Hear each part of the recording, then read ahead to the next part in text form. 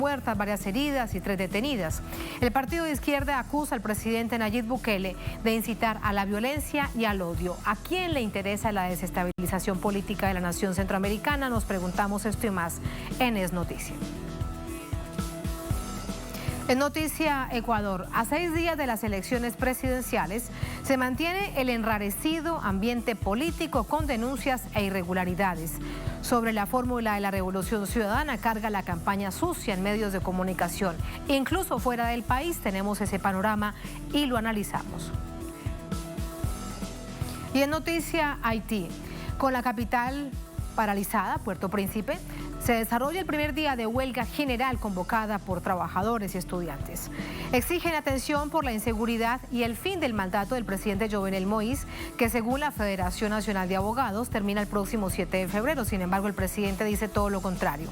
Pero precisamente, ¿qué sucede con un proceso de elecciones? Vamos a revisarlo. Es Noticia que así comienza. Bienvenidos, bienvenidas.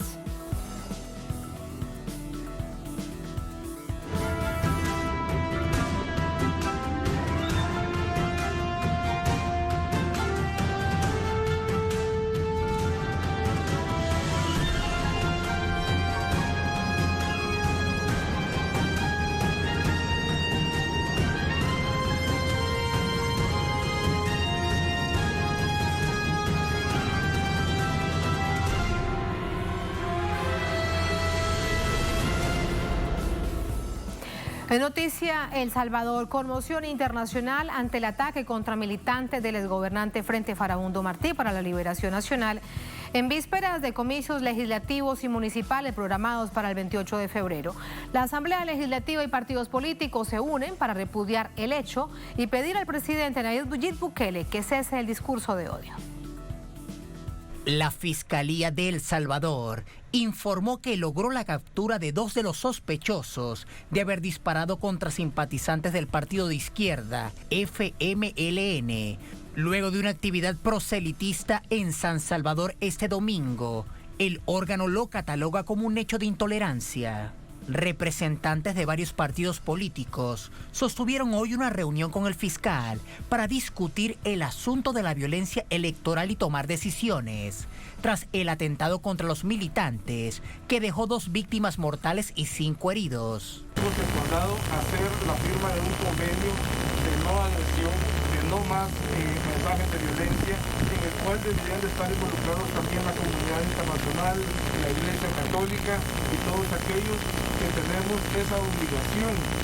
Obviamente el Ejecutivo también debería estar involucrado. Además, los 3 órganos de Estado deberían estar involucrados en este hecho. Las críticas llueven sobre el presidente Nayib Bukele, que lejos de solidarizarse con las familias de las víctimas, insinuó en Twitter que el FMLN había perpetrado un autoatentado. Parece que los partidos moribundos han puesto en marcha su último plan. ¡Qué desesperación! Por no perder sus privilegios y su corrupción, pensé que no podían caer más bajo. Posterior a la reunión con el fiscal, el partido de centro derecha Vamos tildó de irresponsable esta posición. Ya basta de dimes y diretes. Él tiene que ser totalmente desligado de la acción política porque él no puede hacer proselitismo y tampoco insinuar que un partido político se está autoinfligiendo sufrimiento y dolor. Eso es irresponsable. En la misma línea se pronunció el partido Arena. El presidente de la República tiene la obligación de mantener la armonía social en un país. Yo creo que en esas cosas nosotros tenemos que colaborar, ¿verdad? Y que tiene que hacer un alto en el camino, estamos a tiempo. También desde el Partido Demócrata Cristiano, el presidente Bukele fue señalado por sostener un discurso de odio. Con todas las circunstancias demandan que seamos prudentes. Y aquí debe de imperar la racionalidad. Esto no significa pasar por desconocer que el odio que viene infundiéndose desde las más altas esferas del gobierno se ha materializado y podría seguirse materializando más. Entre tanto, del partido de gobierno, en cambio, pidió no sacar rédito político de la situación. Y esto creo yo pues que no debe de servir ni a un sector, ni a otro, o ni a ninguno de los partidos para sacar un provecho político. El ataque contra los militantes ha tenido repercusión internacional. La coordinadora residente de las Naciones Unidas en El Salvador, las organizaciones de Estados americanos, el encargado de negocios de la Embajada de los Estados Unidos en El Salvador, condenaron el ataque y solicitaron a las autoridades investigar y juzgar a los responsables. También han sido múltiples las expresiones de solidaridad con el Frente Farabundo Martí para la Liberación Nacional, desde la Cancillería de Venezuela, el Partido Libre de Honduras, el integrante del Partido Unión Patriótica de Colombia, Andrés Álvarez, y el embajador de Francia en El Salvador, François Bonnet. El atentado contra militantes del FMLN se produce días después de que Bukele criticara los acuerdos de paz firmados entre el ejército y la entonces guerrilla del FMLN, que terminaron con 12 años de sangrienta guerra civil en 1992. El FMLN sostiene que el atentado es el resultado de una campaña de odio sostenido desde la Casa Presidencial, precisamente al cumplirse 89 años del fusilamiento de Farabundo Martí, dirigente revolucionario y fundador del Partido Comunista del Salvador. Vamos a analizar estos hechos con Damián Alegría, él es diputado del FMLN, nos acompaña de San Salvador. Diputado, ¿cómo está? Muy buenas noches. Buenas noches, Tatiana, es un gusto estar con ustedes. Muchísimas gracias, gracias a usted por acompañarnos. ¿Cuál es el momento político, en qué contexto se da este atentado contra los militantes del FMLN? Primero quiero preguntarle esto para entender qué es lo que está sucediendo. Recordábamos que queda un mes exacto para elecciones parlamentarias y de autoridades locales. Bueno, el contexto es aquel en el que el presidente, después de haberle bloqueado fondos a los partidos políticos que por ley debe darles para hacer campaña electoral, después de estar bloqueando fondos para las alcaldías y que por ley también tiene que entregarles cada mes, después de haber estado haciendo un uso arbitrario de los recursos del Estado, de los que no da cuenta, a pesar de las múltiples llamados que hace el Parlamento, la Asamblea Legislativa, para que explique el ministro de Hacienda cómo están usando el dinero que se ha autorizado para financiar todo el esfuerzo de controlar y enfrentar la pandemia, que ha tenido importantes efectos económicos también. No han expresado nada, no han dado cuenta del dinero, y ellos sí están haciendo una campaña intensa, saturadora de todos los medios de comunicación. Se puede decir que virtualmente el único partido que tiene campaña electoral en los medios de comunicación es el partido de gobierno. En este marco, el FMLN desarrolla una campaña a puro amor de pueblo, porque es el pueblo el que se moviliza para estar presentes en las movilizaciones, en las caravanas, en las acciones, en los mitines, para escuchar a los candidatos del FMLN.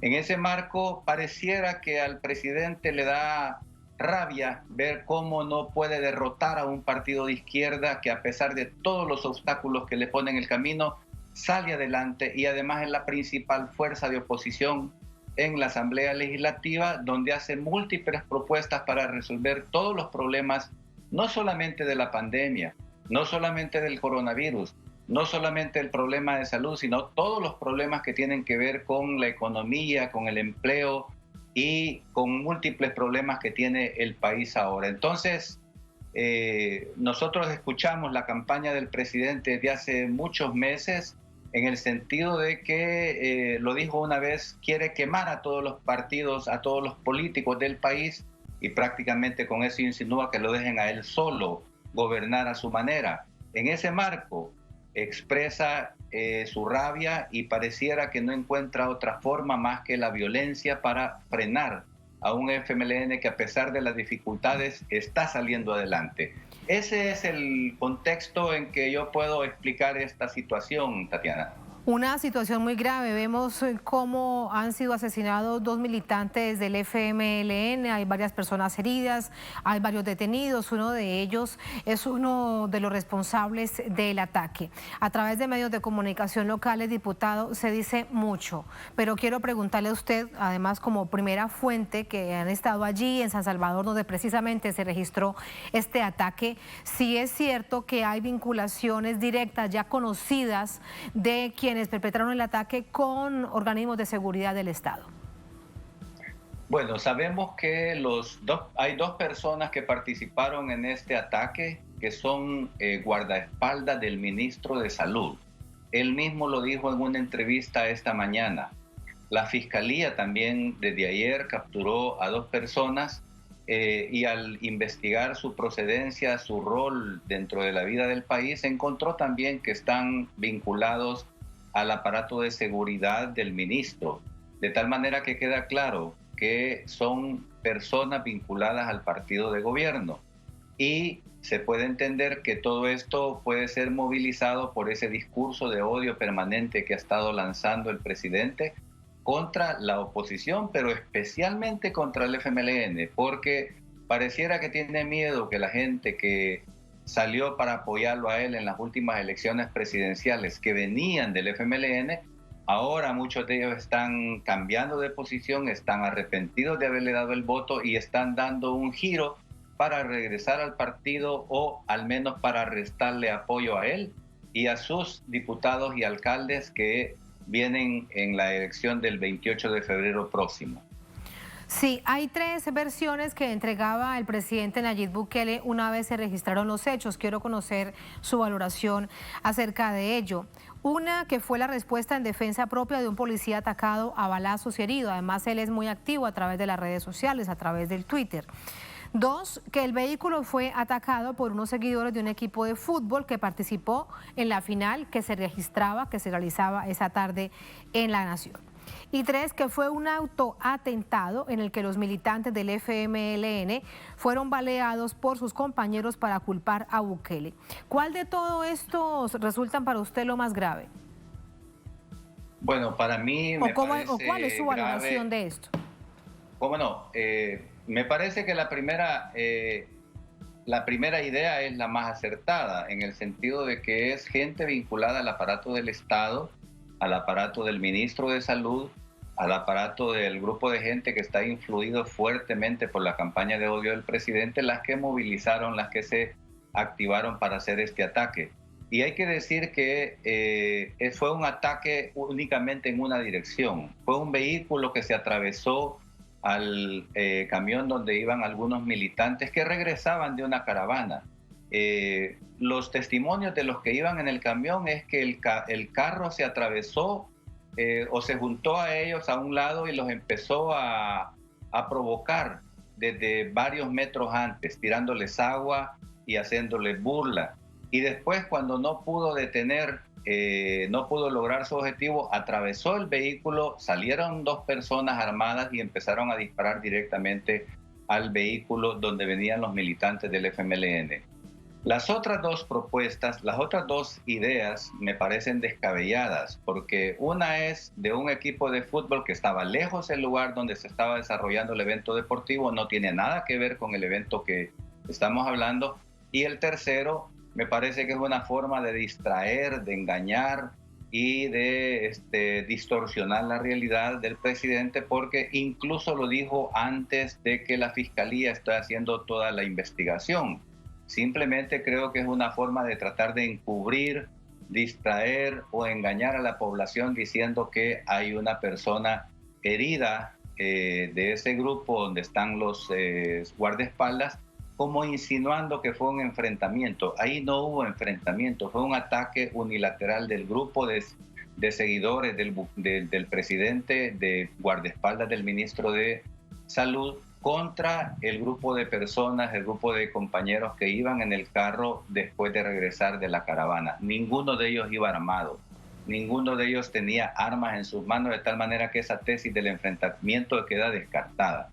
Es el discurso de odio y la creación de grupos violentos que es lo que está empujando el presidente, que hace que esta campaña se esté ensombreciendo con estos actos de violencia. Nosotros queremos paz, porque estamos acostumbrados y creemos que lo mejor para el país es que se desarrolle la campaña electoral en paz y en respeto de unos hacia otros, para que todos podamos tener la libre elección este próximo 28 de febrero. Sí, diputado, decía durante esta tarde el presidente, el vocero del FMLN en San Salvador, Óscar Ortiz, que hay una gran parte, gran cuota de responsabilidad del presidente Nayib Bukele, pero no solamente por esto, sino en el general, por el discurso de odio y de violencia que él promueve. ¿Cómo podría usted darnos una pequeña radiografía de qué es lo que está pasando? ¿Qué es lo que hace el presidente Nayib Bukele para que exista además esta apreciación que él está llevando a este nivel de violencia y de odio a la gente en las calles? Bueno, primero tiene una campaña permanente diciendo que la Asamblea Legislativa y los diputados en particular, y más especialmente los diputados del FMLN, bloquean todas las gestiones que él hace para conseguir fondos para el Estado. Es falso. Nosotros como grupo parlamentario hemos apoyado y hemos dado nuestros votos por la gran mayoría de cosas que él ha pedido. Pidió $2.000 millones inicialmente en marzo del año pasado para financiar gastos por la pandemia, dimos nuestros votos. Pidió $1.000 millones después para cosas que ya estaban contempladas en los primeros 2.000 millones, pero aunque hubo debate, al final se aprobó. También tuvo votos de la Asamblea Legislativa. Varias cosas que ha pedido después, se le ha dado el apoyo también. Entonces, es infundado y es innecesario esa campaña de odio que él tiene, pero lo que está detrás de esta campaña, creo yo, es que él quiere tener mayoría absoluta en la Asamblea Legislativa. Él ha estado insinuando que al tomar posesión la nueva Asamblea Legislativa el 1 de mayo próximo, él va a tener no menos de 60 o 70 diputados. Y él considera que ya con eso él va a poder darle vuelta a cualquier ley, a cualquier decisión que haya tenido la presente legislatura. Eso las mismas instituciones que elaboran las encuestas le han dicho, no se puede deducir de manera tan automática eso. Posiblemente sea diferente el escenario que se presente, pero él aspira a tener mayoría en la Asamblea porque aspira también desde ahí a tomar decisiones para quiénes van a ser magistrados de la Corte Suprema de Justicia, quiénes van a ser magistrados de la Corte de Cuentas del país y de otros organismos que tienen elección secundaria. Pero eso entonces, tendrá que definirlo, claro, eso tendrá que definirlo el pueblo en las próximas elecciones, el 28 de febrero en las parlamentarias y de autoridades locales.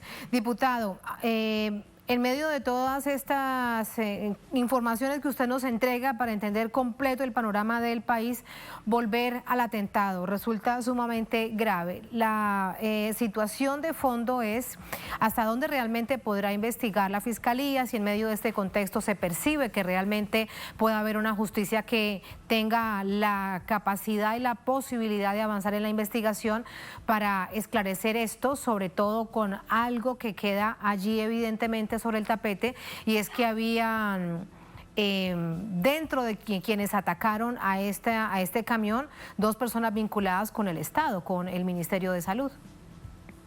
Sí, es triste tener que aceptar que estamos viviendo una época en la que gradualmente quieren el presidente sobre todo retornar al pasado.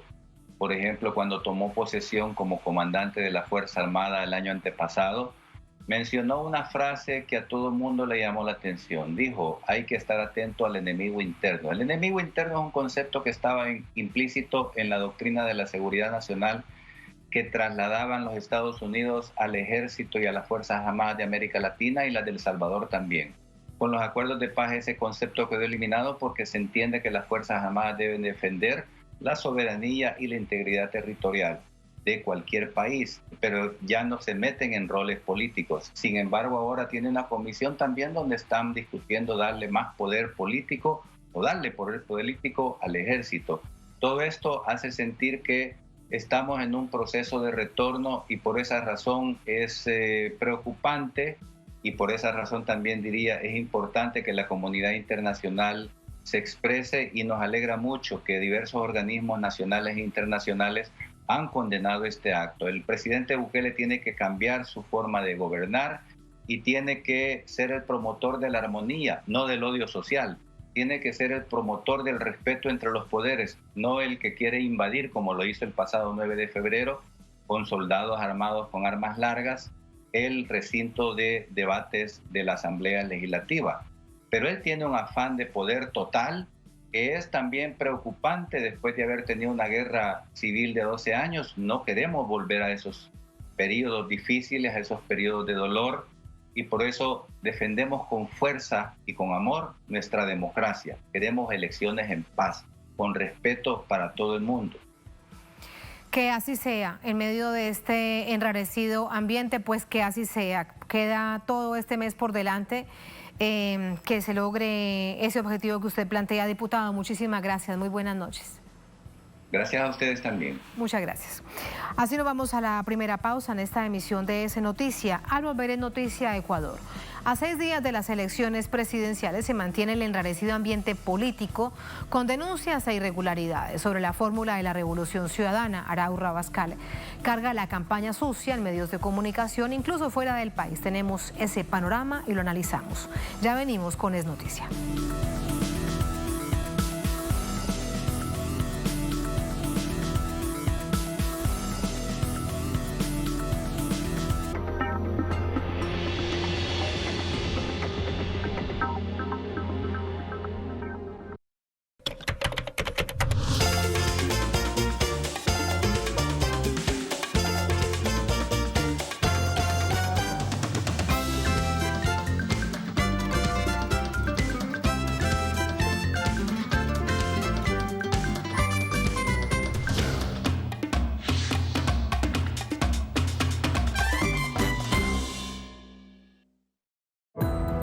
Nuestras acciones tienen repercusiones en el medio ambiente.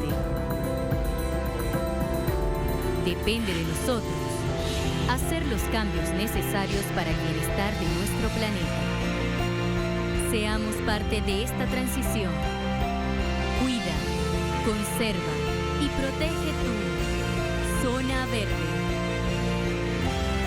Miércoles, solo por Telesur.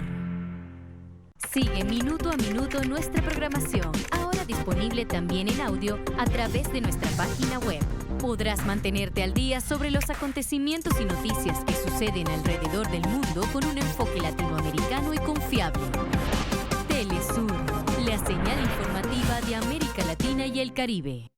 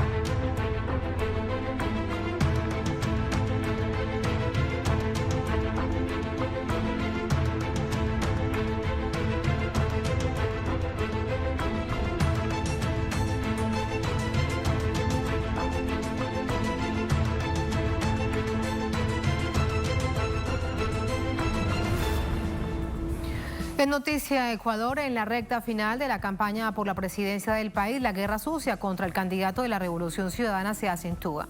A la preocupación internacional se suma el rechazo por los señalamientos de su posible vinculación con la guerrilla colombiana del Ejército de Liberación Nacional. La organización insurgente emitió este lunes un comunicado desmintiendo tales acusaciones. Tal y como el expresidente ecuatoriano Rafael Correa había advertido pocos días antes en su cuenta Twitter, un portal web de la derecha colombiana señaló el fin de semana al candidato Andrés Arauz de ser financiado por la organización insurgente colombiana Ejército de Liberación Nacional. Ante esta acusación que pretende deslegitimar la candidatura del binomio Arauz-Rabascal, el ELN emitió este lunes un comunicado breve y contundente titulado "Rechazamos la manipulación de información contra Ecuador". En ese escrito, el grupo insurgente expresó: en la última semana, las agencias de inteligencia del Estado colombiano han difundido versiones falsas en las que presentan al Ejército de Liberación Nacional como si estuviera ingiriendo en asuntos internos de Ecuador. Ha sido vehículo de estas noticias falsas la revista Semana de la ultraderecha colombiana. Rechazamos que el gobierno de Duque anime esta guerra de información para ingerir en el proceso de elecciones en curso en el vecino Ecuador. Repudiamos esta injerencia. Asimismo, el ELN denunció públicamente al científico ecuatoriano autodenominado católico de derecha, Michael Blysenrieder, por difundir la noticia falsa. Michael Blysenrieder fue candidato a alcalde de Santa Cruz por el movimiento Pachacutic en 2019. Sin embargo, en el actual proceso ha hecho campaña por el candidato de la derecha, el banquero Guillermo Lasso. El supuesto informe publicado por el portal Semana y por Blysenrieder afirma que Arauz recibió financiamiento del ELN para su campaña, según un supuesto archivo hallado en la computadora portátil de un cabecilla del ELN, asesinado en octubre de 2020, conocido como Uriel. El expresidente Rafael Correa ha recordado que una campaña sucia semejante se hizo en su contra en tiempos pasados al vincularlo con las antiguas Fuerzas Armadas Revolucionarias de Colombia, FARC-EP. Resulta curioso que estas informaciones confidenciales no las emite ningún órgano de investigación judicial o militar, sino un medio de comunicación privado con el titular amarillista de explosivos archivos a escasos días de las elecciones en Ecuador, con Arauz encabezando las encuestas, pese a todos los obstáculos que se le han puesto para socavar su posible triunfo. Y precisamente cómo está este ambiente electoral, quedan solo 6 días para la jornada definitiva de elecciones presidenciales y generales. Vamos hasta Quito con nuestra corresponsal Denise Herrera. Hola Denise, adelante, muy buenas noches. Hola Tati, qué gusto saludarte a ti y a toda la audiencia de Telesur. Efectivamente, esto ha sido parte ya de la última recta final prácticamente de las próximas elecciones en Ecuador que se celebrarán este 7 de febrero, domingo 7 de febrero en el país, donde ha comenzado esta campaña sucia, como lo ha calificado el candidato por Centro Democrático Andrés Arauz, a quien se lo ha visto involucrado en estas denuncias que nacen desde medios internacionales. Recordemos que el primer medio que impulsó una denuncia contra Arauz es sobre una supuesta entrega de $250 que habría estado dando en su campaña Andrés Arauz, donde el diario Clarín hace pública esta noticia, y una noticia que ya fue desmentida previamente a la publicación. Sin embargo, ese fue también de publicaciones, lo ha seguido la revista Semana, como escuchábamos claramente en el informe, donde inclusive el propio expresidente Rafael Correa ha dado una entrevista a ese medio colombiano esclareciendo todas las acusaciones y además también dejando en claro que esto se da en medio de denuncias contra ha sido quien lidera la intención de voto. Esto de acuerdo a las últimas encuestas publicadas, previo ya al cierre también de publicaciones de encuestadoras. En ese sentido también, Tati, no solo existen denuncias en contra del candidato por Centro Democrático Andrés Arauz, sino también ha habido diferentes denuncias entre propios candidatos. Una de ellas es César Montúfar, inclusive él reiteró esta denuncia en contra del candidato Guillermo Lasso de la Alianza Partido Social Cristiano, y creo donde inclusive ya Montúfar ha ido a la justicia, y esto se trata de un caso dentro de la seguridad social de la policía. Y repaso brevemente lo que decía César Montúfar, y es que se acercaron a entregar ya hecho un pedido de investigación con los documentos de sustento a la cuenta de Desevable Banco de Guayaquil, de la que Guillermo Lasso no quiere hablar. Desde ella podría descubrirse la ruta, el dinero de la estafa del Lisco. Recordemos que este caso fue denunciado por el gobierno de Lenín Moreno, por la exministra de gobierno María Paula Romo, donde son más de alrededor de 800 millones que se le estafó al Lisco. Sin embargo, es una denuncia que impulsa el candidato César Montúfar. Asimismo, en torno a violaciones que no se podrían hacer dentro de la campaña electoral. También ha sido Isidro Domero una de las personas que ha denunciado a Guillermo Lasso y ha hecho llamada a las autoridades del Consejo Nacional Electoral para que inicien una investigación por la supuesta entrega de dávidas a los electores. Recordemos, Tati, que también a la par de que nacen estas publicaciones, el consejero Luis Verde Soto, uno de los miembros del Consejo Nacional Electoral, ha hecho una denuncia inclusive contra el candidato Andrés Arauz por las diferentes repercusiones que tuvo el involucramiento de una autoridad, de una institución electoral, de la máxima justamente órgano electoral. Hoy en unas declaraciones de un medio colombiano también ha indicado que también presentará ahora nuevas denuncias contra otras organizaciones políticas por el cometimiento de infracciones electorales. Según él, justamente tratando ahora de mostrar equidad, sin embargo sí ha llamado la atención bastante que solo denuncie la campaña del binomio de Andrés Arauz y Carlos Rabascal, a pesar de que existían también por redes sociales denuncias contra otros candidatos.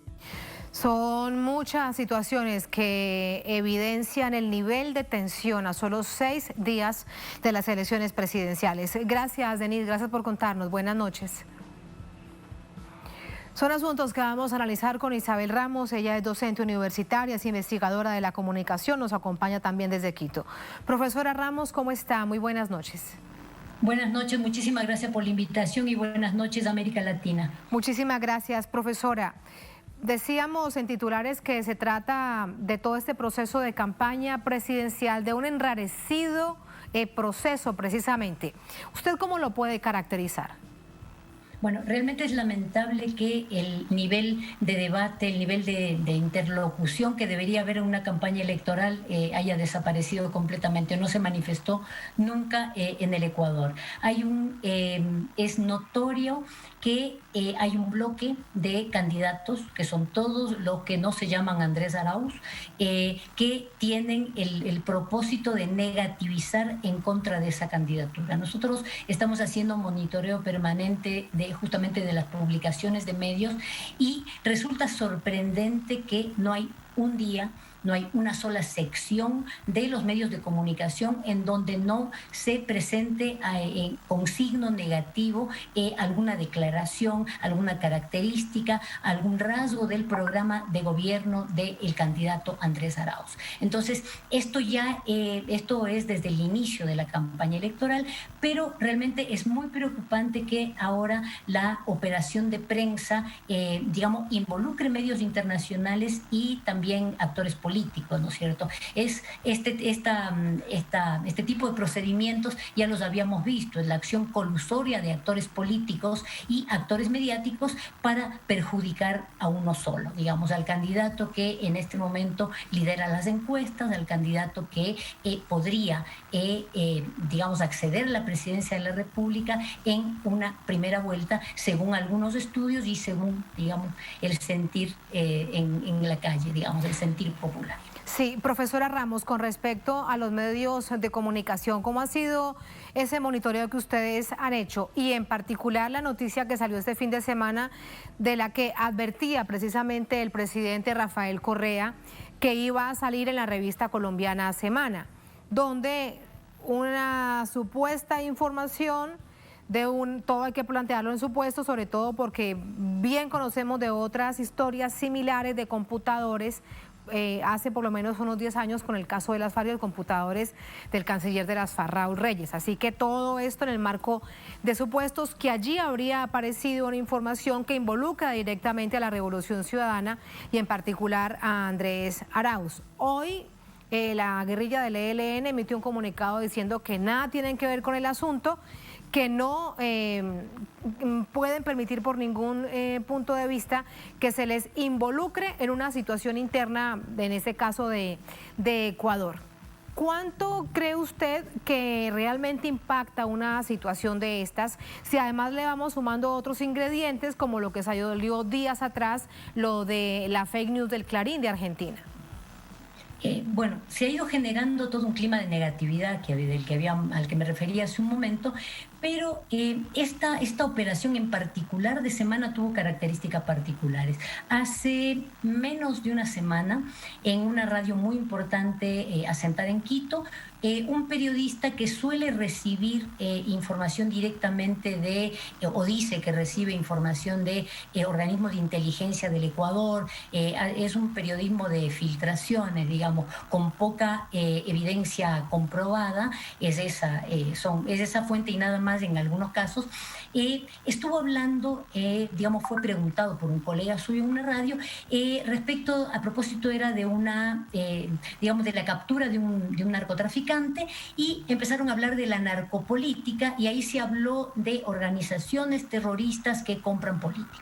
Esto pareció un poquito extraño hasta que se conectó con la supuesta noticia de Semana, en la cual que también tiene las mismas características. Es decir, es una noticia que no tiene noticia, es una noticia que se basa en una evidencia muy particular. Serían las transcripciones realizadas por un jefe guerrillero que ha sido, según el lenguaje de Semana, abatido por las fuerzas de seguridad. Es una persona que ha sido asesinada y que hizo transcripciones de pedidos de informes, que hizo transcripciones de sus propios informes a sus comandantes. Entonces, ahí hay menciones, digamos, dispersas, crípticas, con alguna simbología que la misma revista, digamos, interpreta, atribuyéndosela a las fuerzas de seguridad y de inteligencia del Estado colombiano.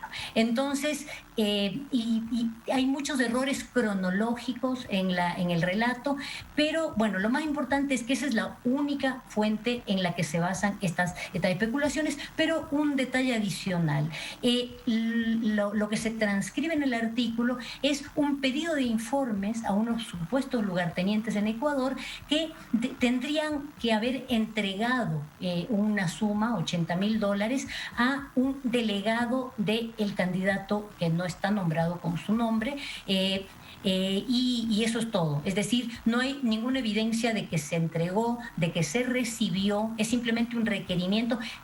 Si damos por ciertas estas transcripciones hechas por la persona que ya no puede decir nada más.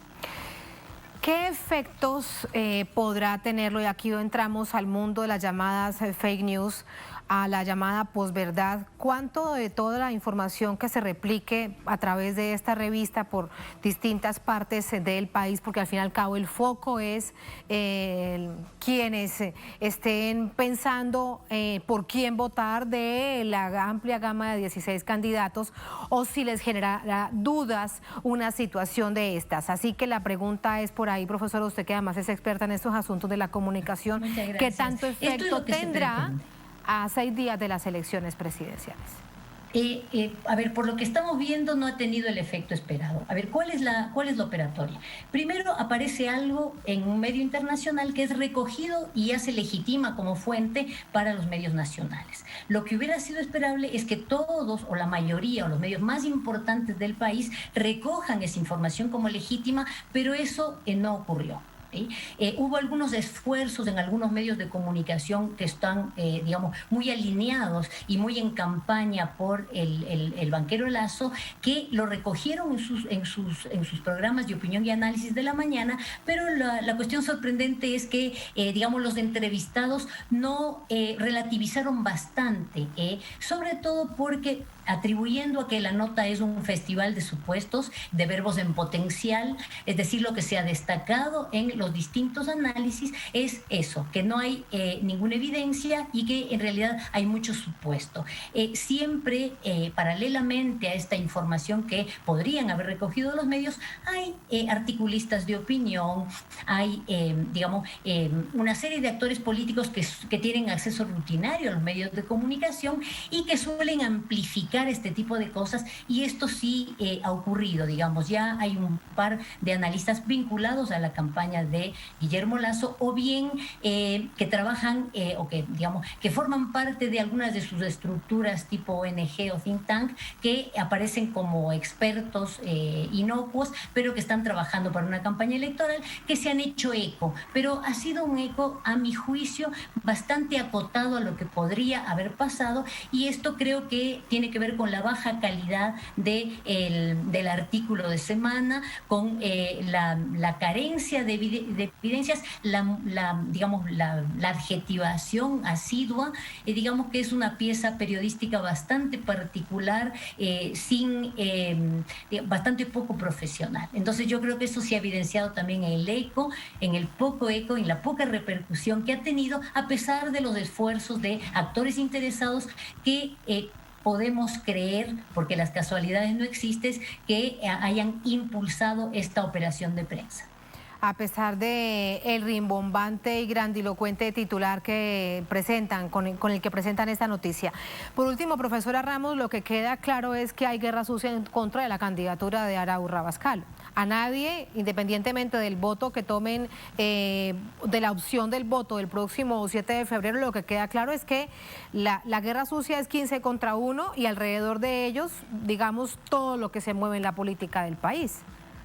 Definitivamente, los otros actores políticos, los medios de comunicación, incluso la autoridad electoral, la posibilidad de tener esta candidatura ha sido muy disputada, digamos. Es decir, entonces en la ley electoral ecuatoriana ha habido que esta candidatura en particular ha tenido un esfuerzo doble, triple y cuádruple simplemente para poder participar. Todo esto en un ambiente mediático absolutamente negativizado, en donde, vuelvo a repetir, no hay una sección de ningún medio de comunicación que por lo menos una vez esté hablando en signo negativo del candidato, y no vamos a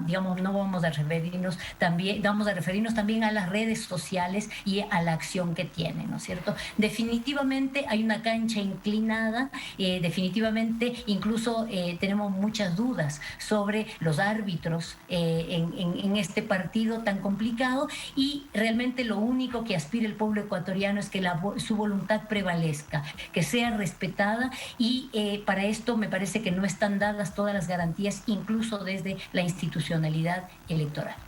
Bueno, de hecho lo hemos visto apenas hoy imprimiéndose todas las cartillas para el Parlamento andino. Bueno, ha sido todo un proceso cargado de irregularidades. Muchísimas gracias, profesora, por ese tiempo. Un placer y muchas gracias. Buenas noches.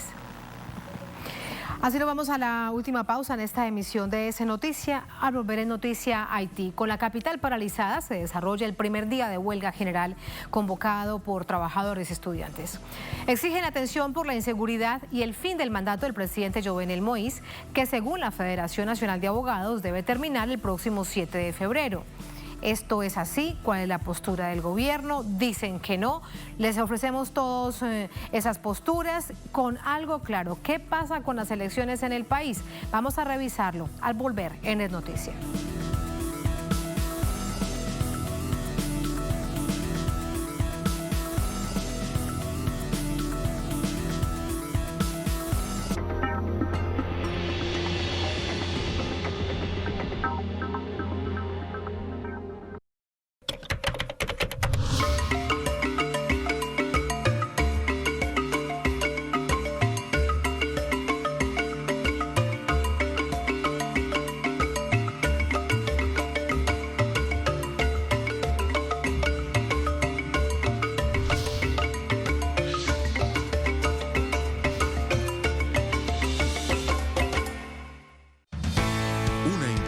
Al encuentro con el destacado periodista Luis Hernández Navarro, en un espacio para analizar los diferentes hechos que engloban los sucesos políticos de la región.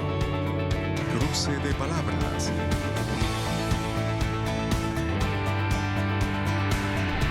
Martes, solo por Telesur.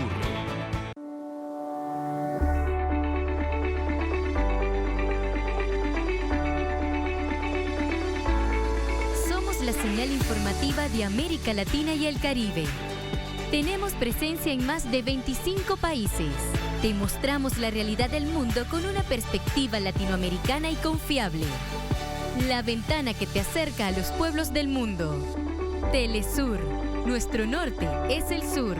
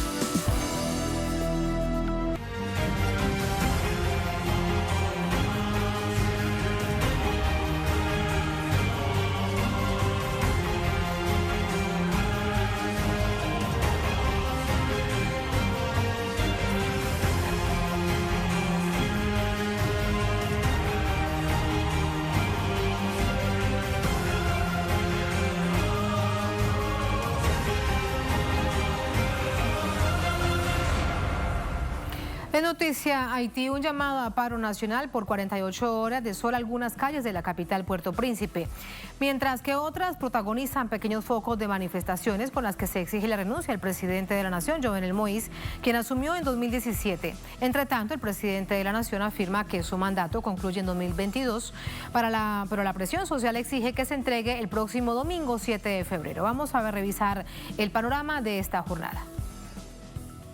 Los sindicatos de educación, conductores y trabajadores textiles de Haití convocaron a 2 días de huelga general como forma de presión social para denunciar la crisis de inseguridad en el país y demandar compensaciones para las víctimas de violencia, además de exigir la renuncia del presidente Jovenel Moïse y el abandono de su cargo el próximo 7 de febrero, fecha en que estima concluye su mandato constitucional. Aunque la convocatoria se realiza desde Puerto Príncipe, la capital, los servicios y las actividades productivas de otras ciudades se han visto afectadas.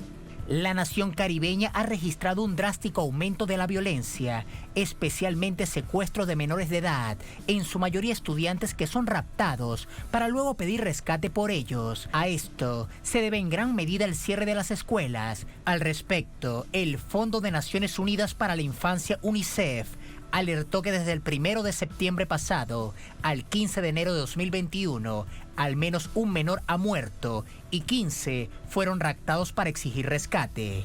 Según registro de medios locales, más de 1 millar de casos han ocurrido desde mediados de 2020 hasta la fecha. Pero no solo las escuelas están paralizadas por la huelga.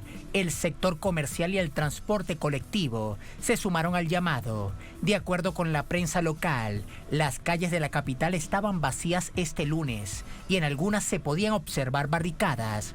Además de la huelga general, partidos y organizaciones de la oposición convocaron a otros 3 días de paro para forzar la salida del mandatario. Al respecto, el presidente Jovenel Moïse asegura que su mandato culmina en 2022 y no el 7 de febrero próximo, como interpreta la oposición basada en un artículo de la Constitución. Entre tanto, transcurre el acuerdo entre el gobierno y la oposición para crear una comisión nacional para el establecimiento de la transición, quien se encargará de elegir al presidente, el primer ministro y los 14 integrantes del gabinete. El actual jefe de Estado será sustituido por un juez de la Corte de Casación que se designará de manera periódica. Entre las funciones de esta comisión está controlar la acción gubernamental durante un periodo de administración interina que se extenderá por 2 años hasta la elección de un nuevo presidente para el país. Sin embargo, la Federación de Abogados de Haití emitió una resolución con la que se comunica que el mandato de Moïse finaliza el 7 de febrero y no en 2022. El documento fue firmado por una veintena de juristas. El desacuerdo en la fecha de culminación del periodo presidencial de Jovenel Moïse se debe a que el artículo 134 de la Constitución, en su numeral 2, establece que las elecciones deben ser el 7 de febrero próximo. Sin embargo, el actual mandatario asumió el cargo en el 2017 y su periodo de 5 años se cumpliría en el año 2022. Mientras este conflicto de interpretación política de las leyes se acentúa, la población sigue siendo víctima del crecimiento de la violencia en el país. Así vamos al análisis. Para ello nos acompaña Camille Charmer, es profesor de Economía, Sociología de la Universidad Pública de Haití, es coordinador de la Red de Movimientos Sociales Plataforma Haitiana por un Desarrollo Alternativo, nos acompaña desde Puerto Príncipe. Camille, muy buenas noches, ¿cómo te va? Muy bien, muy buenas noches a todo el equipo de Telesur y a todos los televidentes. Muchísimas gracias, Camille. En esta oportunidad, en esta protesta que comienza hoy de 48 horas, extendida por lo que hemos visto por otros sectores, hay 2 situaciones en particular. Quiero preguntarle de cada una de ellas. La primera es algo sin duda muy grave, porque no es solamente hablar de la inseguridad, sino es hablar de secuestro de niñas y adolescentes en el país. ¿Qué es lo que está pasando? Desde casi 2 años a un aumento muy preocupante de la inseguridad y con grupos armados, grupos paramilitares que benefician de muchas armas, de muchas municiones y que se benefician de una impunidad total. está muy claro que hay una articulación, hay una integración orgánica entre el poder actual y esas bandas que ejecutaron masacres horribles en los barrios populares, y esos grupos paramilitares son la continuación de la ocupación militar de la MINUSTA, que también había tomado como blanco principal la represión de los barrios principales de Puerto Príncipe. Y así que es una situación totalmente inaceptable, a un nivel de terror, un nivel de miedo. La gente ya no puede circular porque los secuestros se multiplicaron y esas bandas paramilitares benefician del apoyo del gobierno. Incluso la semana pasada organizaron una manifestación pública y circularon en las calles con sus armas, protegidos por la policía. Y en cambio, cuando las asociaciones de derechos humanos, los estudiantes, los partidos políticos organizan manifestaciones democráticas, hay un despliegue de violencia totalmente desproporcionado de la policía contra esas manifestaciones. Camille, esto que dices es muy grave, porque es decir entonces que el gobierno es corresponsable de esta violencia, de estos secuestros de niños, niñas, a jóvenes, adolescentes. Estaríamos entonces ante un gobierno criminal. Totalmente, totalmente. Incluso los masacres contra los barrios populares que empezaron en el 2018 fueron documentados, e incluso la misma ONU sacó un informe donde acusa formalmente a funcionarios del gobierno de haber participado y planificado los masacres. Así que es una de las razones de la indignación general de la gente en Haití, que está asistiendo a una gangsterización de la política a favor de una oligarquía y de un pequeño grupo que quiere controlar el poder, ¿no?, desde una lógica de extrema derecha y barriendo con todas las conquistas democráticas. Por eso quieren cambiar también la constitución de Haití.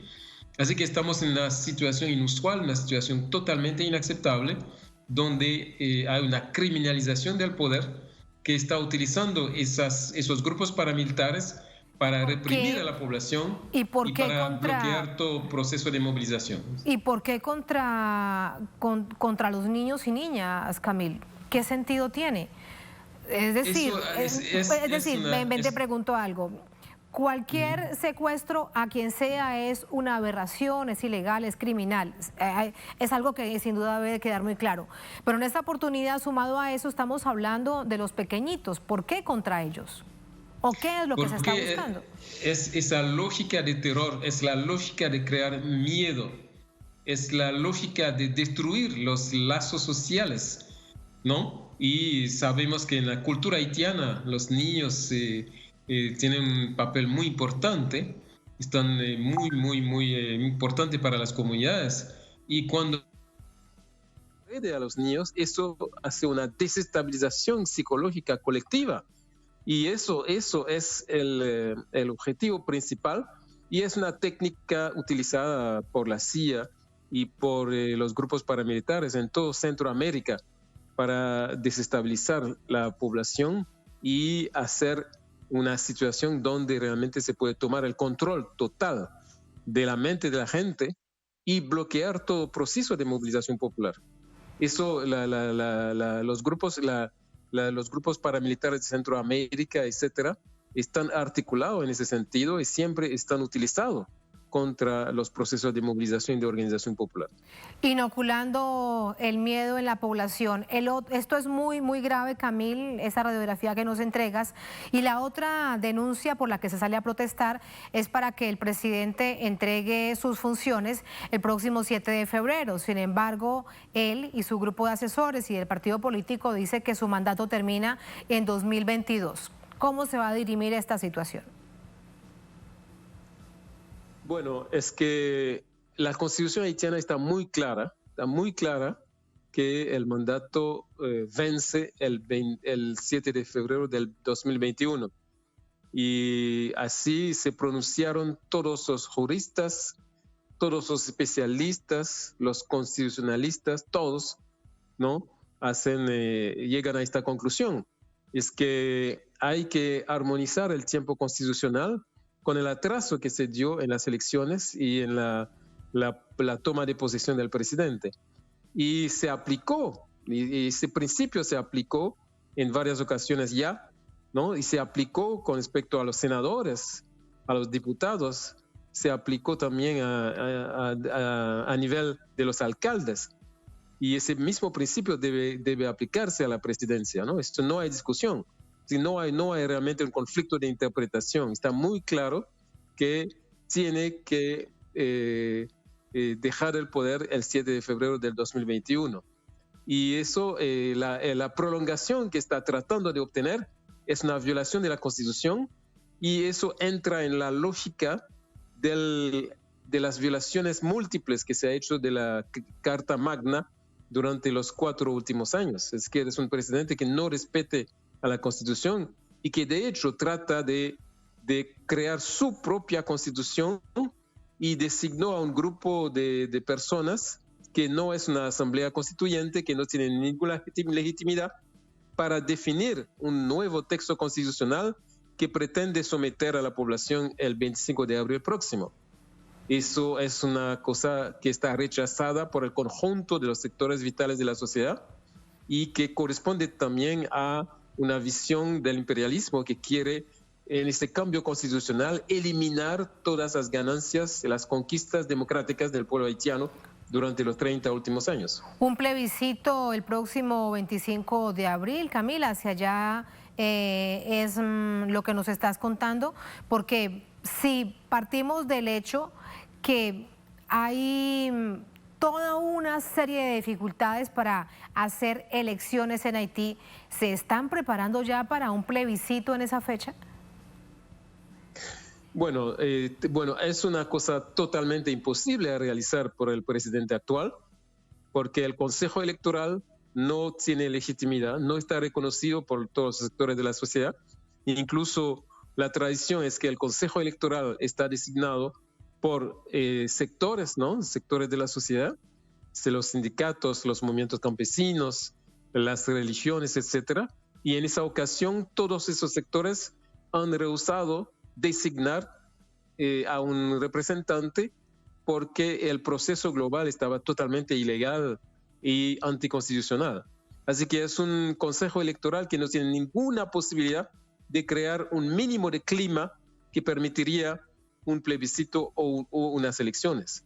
Así que el clima político no lo permite, y tampoco hay también muchos problemas técnicos. Por ejemplo, la base de datos de electores está totalmente insuficiente, porque se calcula que hay más de 3 millones de ciudadanos y ciudadanas haitianos que no tienen papeles. Así que habría que resolver el problema del Estado civil, ¿no? Hacer una distribución de los papeles reconociendo a esa población que está siempre marginalizada, antes de poder pensar a elecciones transparentes y legítimas y democráticas.